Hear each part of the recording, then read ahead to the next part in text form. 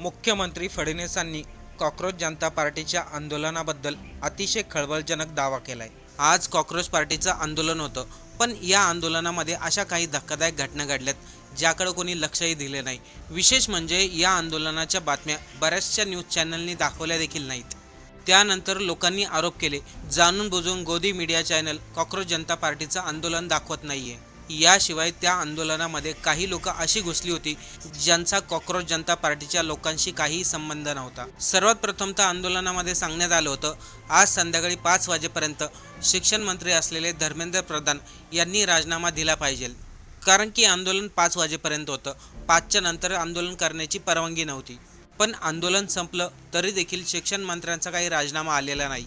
नेमकं या आंदोलनामध्ये काय घडलं, ती कोणती लोक होती जी लोक आंदोलन बदनाम करण्याच्या प्रयत्नासाठी आले होते, का मुख्यमंत्री फडणवीस काय म्हणाले, संपूर्ण सविस्तर माहिती आपण आजच्या या व्हिडिओमधून पाहणार आहोत। त्यामुळे चॅनलवरती नवीन असाल तर सबस्क्राईब करायला विसरू नका। आज शनिवारी दिल्लीच्या जंतर मंतरांवरती आंदोलन झालं। तरुणांनी चालू केलेल्या या चळवळीने संपूर्ण देशाचं लक्ष वेधून घेतलं। मोठ्या संख्येने तरुण वर्ग या आंदोलनासाठी आले होते। या आंदोलनाचा मुख्य विषय काय होता, तो म्हणजे शिक्षणामधील त्रुटी।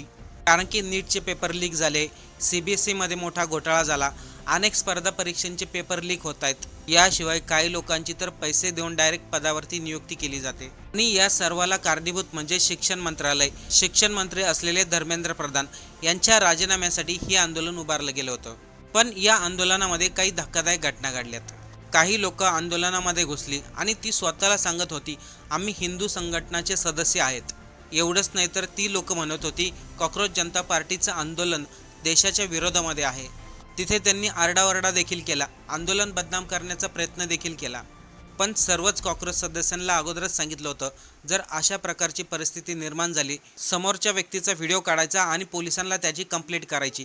त्यानंतर झालंही तसंच। जी लोक आंदोलन चिघळण्यासाठी आली होती त्या सर्वांना पोलिसांनी बाजूला घेतलं। दुसरी गोष्ट या आंदोलनामध्ये अशी झाली, कॉक्रोच जनता पार्टीचे बरेचसे सदस्य मीडिया चॅनलशी बोलत नव्हते। त्या मीडियाच्या नावाने कॉक्रोच जनता पार्टीने घोषणा देखील केल्या, गोदी मीडिया मुर्दाबाद, अशा प्रकारच्या घोषणा करण्यात आल्या। एवढंच नाही तर अभिजित दिपकेने सांगितलं, त्यांचे न्यूज चॅनल आमच्या कोणत्याही बातम्या कव्हर करत नाही। देशामध्ये काय चाललंय, किती विद्यार्थ्यांना अडचणी आहेत, किती विद्यार्थ्यांचं नुकसान झाले, त्या कोणत्याही बातम्या कव्हर करत नाहीत। त्यामुळे काही न्यूज चॅनलला तिथं बराचसा प्रॉब्लेम देखील झाला। कारण की कॉक्रोच जनता पार्टीच्या सदस्यांनी सांगितलं, ते गोदी मीडिया चॅनल या आंदोलनाला बदनाम करण्यासाठी तिथे आले होते। पण तरुणांचा प्रतिसाद तेव्हा वाढला जेव्हा सामाजिक कार्यकर्ता आणि शिक्षण तज्ज्ञ सोनम वांगचुक आंदोलनाच्या ठिकाणी आले। त्यांनी अतिशय मुद्देसूद 2 मिनिटाचंच भाषण केलं, पण सर्व तरुणांची मनं जिंकली। ते म्हणाले, कॉक्रोच जनता पार्टी आंदोलन करत आहे, पण त्या आंदोलनामध्ये एकदम शिस्त आहे, तरुणांमध्ये संयम ठेवण्याची क्षमता आहे।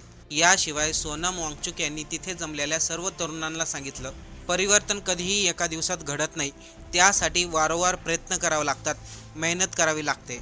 इथे तरुणांमध्ये जी ऊर्जा आहे ती फक्त संताप व्यक्त करण्यासाठी नाही आहे, तर देशाला चांगल्या दिशेने नेण्यासाठी वापरली पाहिजे। एवढंच नाही तर सोनम वांगचुक यांनी खूप महत्त्वाचा मुद्दा मांडलाय, तो म्हणजे आपल्या देशातील अनेक मंत्र्यांची मुलं बाहेर परदेशामध्ये शिकायला आहेत।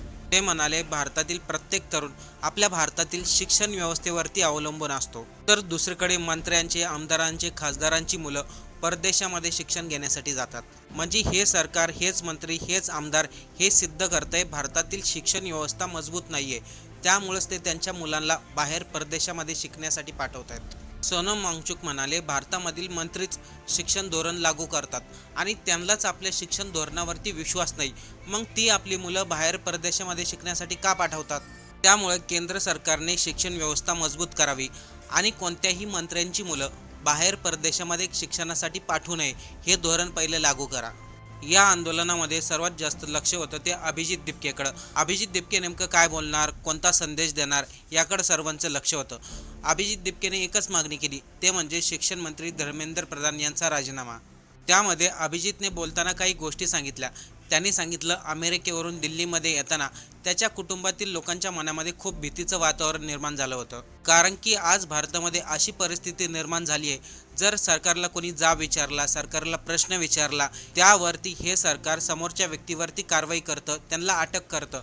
त्यामुळे साहजिकच आहे आज प्रत्येक आई वडिलांच्या मनामध्ये एक भीती निर्माण झाली आहे। जर आपलं मुलगा सरकारच्या विरोधामध्ये बोललं तर आपल्या मुलाला अटक होईल, आपल्या मुलांवरती खोटे गुन्हे दाखल होतील आणि हीच भीती प्रत्येक आई वडिलांच्या मनामधून निघायला हवी।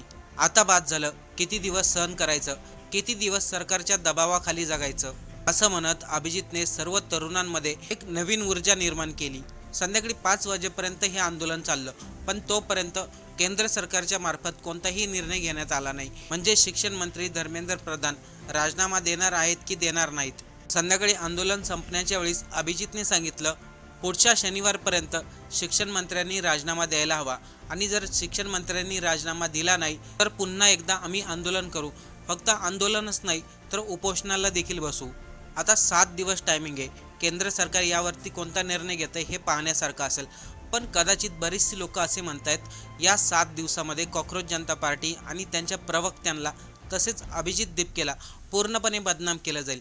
त्यांच्या विरोधामध्ये वेगवेगळ्या प्रकारचे गुन्हे दाखल केले जातील जेणेकरून पूर्ण कॉक्रोच पार्टीला बदनाम केलं जाईल। तर दुसरीकडे मुख्यमंत्री फडणवीसांनी कॉक्रोच जनता पार्टीच्या आंदोलनावरती टीका करत म्हणाले, दिल्लीच्या जंतर मंतरांवरती जे आंदोलन झालं, आंदोलनामध्ये ज्या घोषणा देण्यात आल्या, ज्या प्रकारची वक्तव्य केली गेली ती भारतातील तरुणांच्या खऱ्या भावना किंवा अभिव्यक्तीचे प्रतिनिधित्व करत नाही।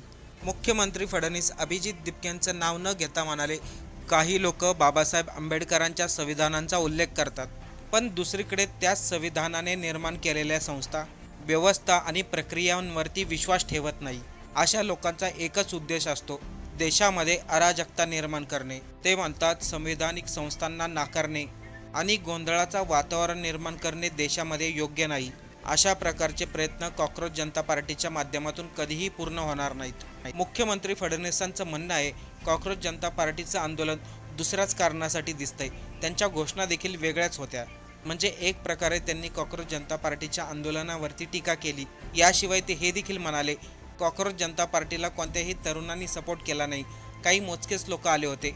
अभिजित दिपके म्हणाला, शिक्षणामध्ये विद्यार्थ्यांनी घोटाळा उघड केला, अनेक विद्यार्थ्यांनी आपलं जीवन संपवलंय, मोठ्या मोठ्या परीक्षेचे पेपर लीक होत आहेत, CBSE बोर्डमध्ये मोठा घोटाळा होतोय आणि जर याच्या विरोधात कोणी आवाज उठवला तर तुम्ही त्यांना देशद्रोही म्हणतात, त्यांना पाकिस्तानी म्हणतात। असं किती दिवस आम्ही हे सहन करायचं? आपल्याला काय वाटतंय, शनिवारपर्यंत शिक्षण मंत्री धर्मेंद्र प्रधान यांचा राजीनामा येईल का? शनिवारपर्यंत कॉक्रोच जनता पार्टीला बदनाम केलं जाईल का?